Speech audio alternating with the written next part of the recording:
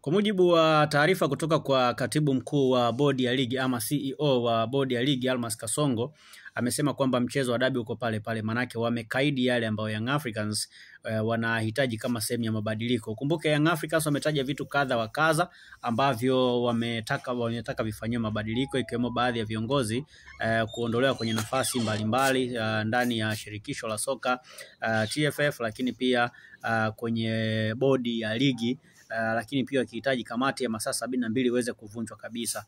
Lakini moja ya vitu ambavyo pia Young Africans wamevisimamia ni kwamba ili wao waweze kucheza mechi ya dabi, na maana inabidi vitu vyote vifanyike. Sasa kuna maswali of course ya kujiuliza, lakini bodi ya ligi wao wamesema mchezo wa dabi uko pale pale kama kawaida, na vitu ambavyo Young Africans wamevilalamikia ni kwamba vimepuuzwa, yani haviwezi kufanyiwa kazi, kwa maana ya kwamba mchakato wa mchezo utakuwepo kama kawaida na taratibu zote zitafuatwa kama kawaida.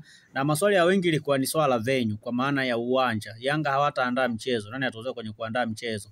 Kanuni inawapa ruhusa ama inawapa room bodi ya ligi kuandaa mchezo wenyewe bila ya mwenyeji, kwa maana ya mwenyeji akishindwa kufanya maandalizi ya mchezo, bodi ya ligi wana uwezo wa kufanya maandalizi ya mchezo, kitu ambacho kwa bodi ya ligi watakuwa na uwezo wa kukifanya bila shida yoyote ile. Maana yake sio lazima Yanga wafanye.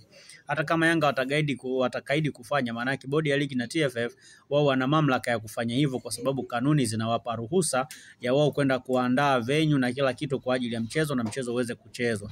Kwa hiyo pamoja na kwamba kuna malalamiko ya hapa na pale, lakini bado mchezo uko pale pale kwa mujibu wa katibu mkuu wa bodi ya ligi Almas Kasongo. Na ukumbuke Almas Kasongo ni moja wa wale viongozi ambao wapo kwenye list ya unwanted, yani yupo kwenye ile list ambayo Young Africans wanataka ibadilike, kwa maana ya wale viongozi ambao wanataka wabadilishwe pale bodi ya ligi ni pamoja na Almas Kasongo, manake na yeye ni miongoni mwa wale viongozi ambao Young Africans haitaki kufanya nao kazi. Lakini pia bila kumsahau katibu wa TFF Wilfred Kidao ni moja ya watu ambao pia wanatajwa kwamba hawana mahusiano mazuri na Young Africans, na ndio watu ambao Yanga wanataka waondolewe hapo ili mambo mengine yaweze kwenda sawa sawa.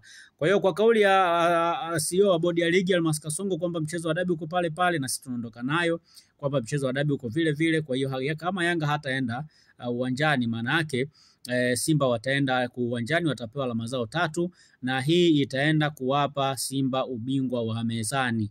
Maana yake ni kwamba wasipofika pale Simba atapata alama 3 za mchezo, lakini pia maana yake akishapata hizo alama 3 za mchezo, ina maana atakuwa juu ya Young Africans kwa tofauti ya alama 2.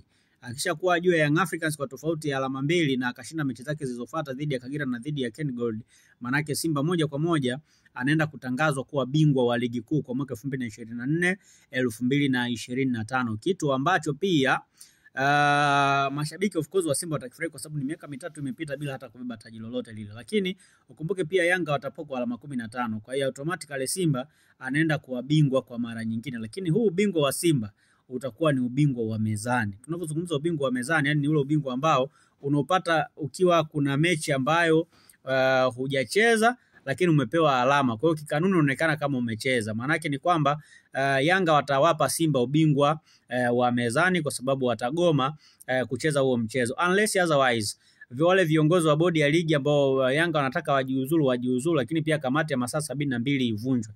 Kama vitavunjwa kabla tarehe 15, maana yake ni kwamba mechi hiyo itachezwa, na hapo ndo tunaweza tusiende kupata bingwa wa mezani. Lakini kama ikitokea watu wakaendelea kukaidi, maana yake ni kwamba Simba atapata ubingwa wa mezani, na TFF na bodi ya ligi watamkabidhi Simba ubingwa wa mezani, na maisha mengine yataendelea kama kawaida. Lakini kama watakubali kwenda kucheza, maana yake matokeo yatakayopatikana ndio ambayo yataenda kuguide ni Simba anakuwa bingwa ama ni Yanga anakuwa bingwa. Lakini mpaka sasa mambo ni magumu kweli kweli.